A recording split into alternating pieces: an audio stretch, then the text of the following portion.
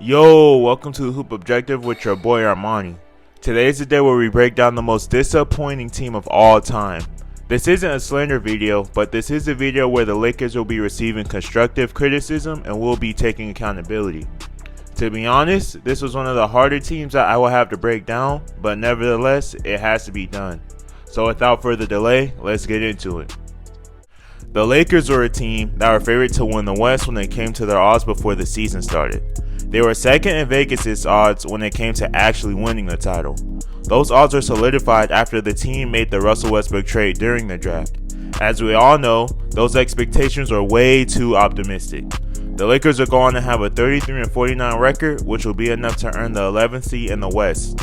They will end up averaging 112.1 points per game, which will be 11th in the league, and they also allowed 115.1 points per game, which will end up ranking 28th in the league, which was one of the league's worst.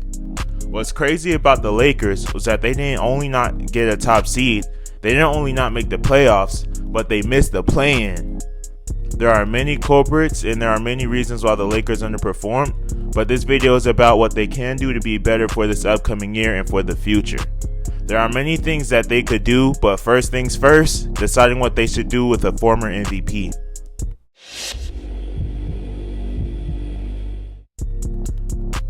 Russell Westbrook is a guy that the Lakers traded for in hopes of improving their chances of winning another ring.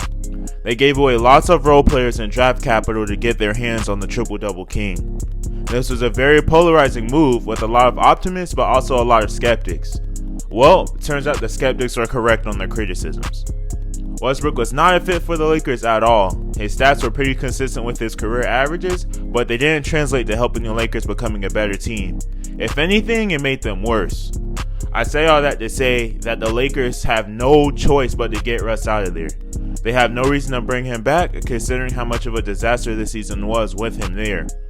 Russ does have a player option of $47 million, which is something he will be taking for sure. With Russ picking up his player option, it makes him an almost impossible asset to dump. But notice I said almost. Even though his trade value is the lowest it's ever been, and his contract will be one of the worst ever, any team that takes on Russ will be taking him on for only 1 year. Any rebuilding team should consider it if the Lakers are willing to part with more assets, which is something they're going to have to do in order to maximize the short window they have with LeBron. I have come up with the one and only trade option that I could think of that will benefit the Lakers and would also benefit the other team. The trade that I would look to do if I were Rob Pelinka will be one where the Lakers will do business with the New York Knicks. In this deal, the Lakers will be sending New York Russ, Taylor Horton-Tucker, their 2027 first round pick, 2 2023 second round picks, and a 2024 second round pick. They will be receiving Julius Randle, Evan Fournier, and Taj Gibson. In this deal, the Lakers would have to give up basically the remaining of their future draft capital and would also have to give up a young guy in Horton-Tucker. It will take that to be able to undo some of the damage that was already done from last offseason. They would be able to bring in Fournier, who doesn't have the best of contracts, but he will be able to bring in some of the floor spacing that LA desperately needed. They will also be getting Randle, who isn't the best fit to pair along with LeBron and AD, but he would be able to be a guy who can constantly put pressure on the defense if he were to consistently stay aggressive by attacking the rim. He would also be able to help keep that interior presence for the Lakers when AD goes to the bench or whenever AD is out of the lineup with injuries. Even if the Lakers didn't want to keep Randle because of the awkward fit, they would still be able to shop him after receiving him from the Knicks. They could get pieces that would fit more with LeBron and AD after first acquiring the asset. The Knicks will benefit by getting rid of an already distressed asset in Randle, who they just extended, and they will be able to get out of Fournier's deal also. The Lakers will also be including future draft capital and a young guy in Horton-Tucker. All the Knicks would have to deal with is taking Russ's abysmal contract, but only for a year. After his deal expires, they will be able to clear cap space while moving on with the extra picks and young assets. This will be a win-win if you ask me. Yes, this trade isn't perfect for LA, but beggars can't be choosers. They would at least be able to move Russ and add some desperately needed spacing and add some desperately needed depth. You have to make these sacrifices if you want to maximize your chances of winning another ring in the small window that you have with this LeBron and AD duo. Both teams need to make drastic moves, and this will make sense for the both of them.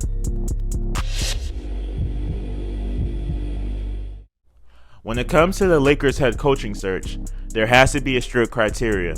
For one, they have to be an accomplished and respected head coach, he has to have been in high pressure playoff situations, and he has to have a track record of being able to have an effective system offensively and defensively.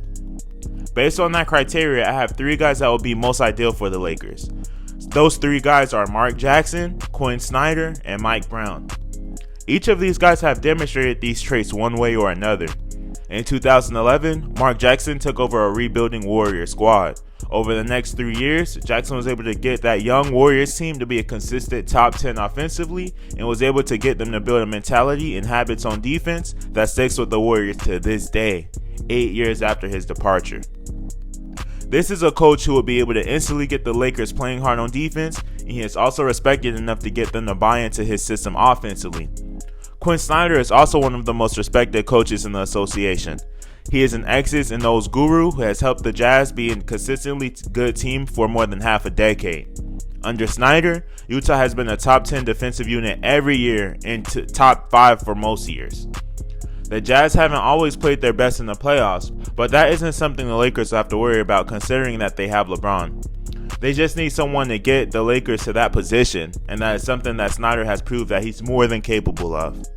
To be honest, I believe that Snyder should be LA's #1 target and that they should heavily pursue him as soon as possible.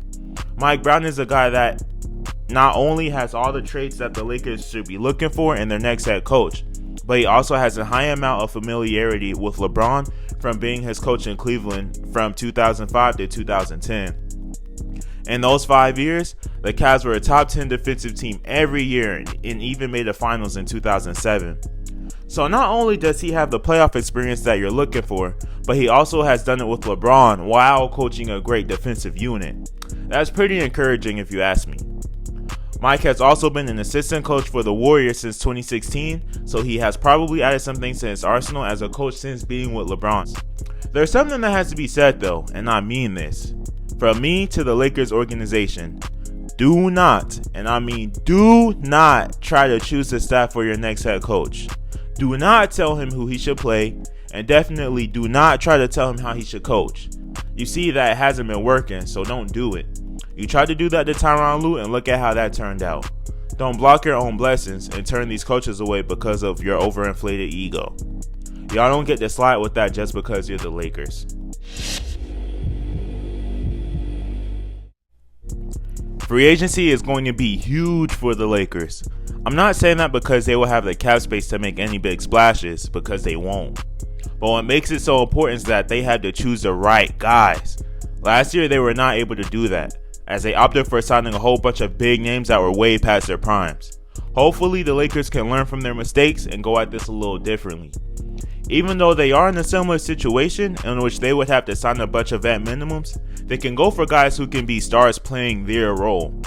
Even though these guys may not be the biggest names, they will be able to get the job done.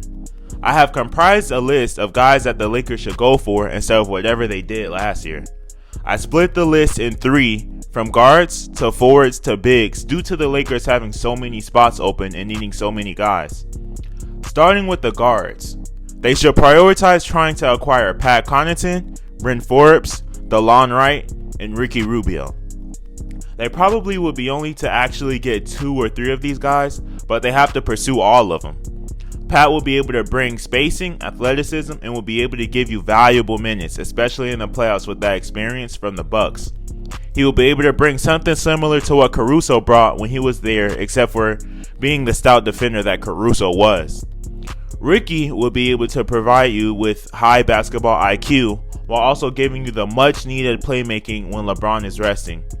He could also guard the opposing team's best guard pretty consistently. Bryn and DeLon would also be able to bring you spacing as sharpshooters as well.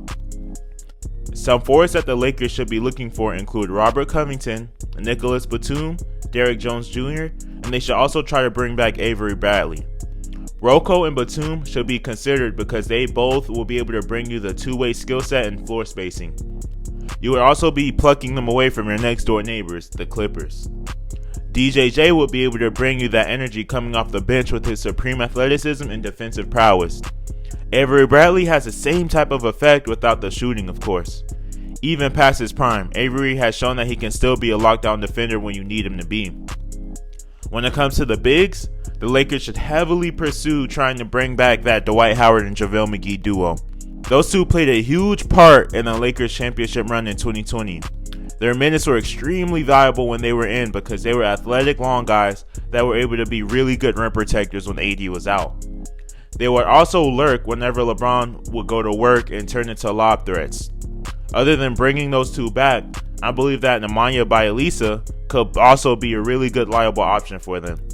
Nemanja was able to come in and be that skilled playmaking that would also shoot as a big man.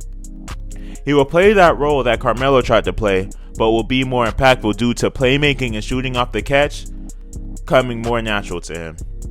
Speaking of Melo, I wouldn't mind if they were to bring him back too. He actually played well for them as a scoring spark coming off the bench last year and would be more than likely providing the same thing if they were to bring him back. We're starting to get towards the end, so y'all know what time it is. It's time for those honorable mentions. The first honorable mention that we have for the Lakers is that they have to figure out what's going on with Anthony Davis. And when I say that, I mean that they have to get to the bottom of what he eats, how he sleeps, and how he trains, because for AD to get hurt as much as he does at his age is ridiculous. We all know that LeBron can't keep doing this forever, so he's going to have to give the franchise to Davis at some point, which could be next year. If he is going to do that, the Lakers need to make sure he is 100% going into the season and is ready to go into the season being as dominant as we know he can be while being consistently available. They also need to bring back those young guys that played so well for them last year. They have to make sure they bring back Austin Reeves, Stanley Johnson, and Wenyen Gabriel. Even after the Lakers' catastrophic year that they just had, those young guys all had a really good season, which was not expected. I think that bringing them all back after getting a year under their belt with the same organization will definitely improve the Lakers' chances of making a run next year. The last honorable mention that I have for the Lakers is that Jeanie Buss needs to get that organization back on track. She has given too many people that don't deserve a voice in basketball operations voices. I just don't understand why she gives Kurt Rambis and his wife so much power. Neither of them have proven anything, and nor have they ever shown that they are the best people to take advice from when it comes to basketball operations. That's why Frank Vogel also had such a tough time, because you have people like them choosing his staff and telling people how to coach, and you can't do that if you want to win a championship. Also, Rob Pelinka has to take control of his roster and put together what he feels is the best roster. Not LeBron's, not Jeannie's, or Kurt's best roster. He has to be able to have full control, because if the Lakers fail miserably again, he will be gone, and rightfully so. In other words, stop being so inept as an organization, especially if we are going to call y'all the most prestigious organization in NBA history. Get your act together, Lakers. The clock is ticking. That's going to be it for the offseason breakdown for the Lakers, y'all boys. I hope y'all enjoyed that, because there is a lot more to come. Please make sure to tune into the next offseason breakdown, in which I will be breaking down the Oklahoma City Thunder.